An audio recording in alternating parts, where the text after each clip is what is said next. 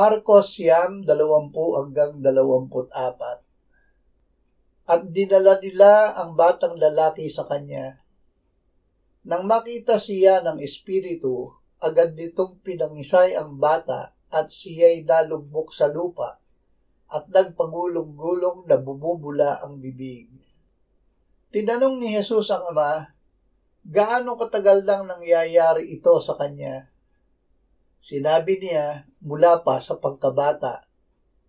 Madalas na siya'y inihahagis nito sa apoy at sa tubig upang siya'y puksain. Ngunit kung mayroong kang bagay na magagawa, maawa ka sa amin at tulungan mo kami.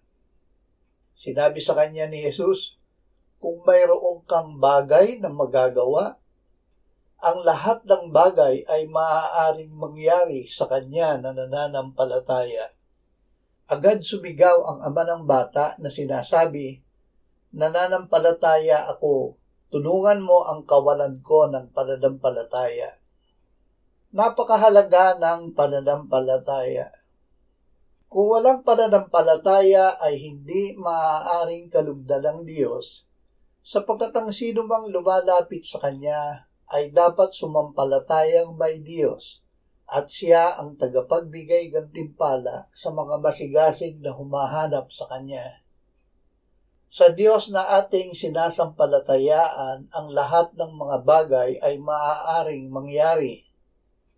Ang lahat ng bagay ay maaaring mangyari sa Kanya na nananampalataya.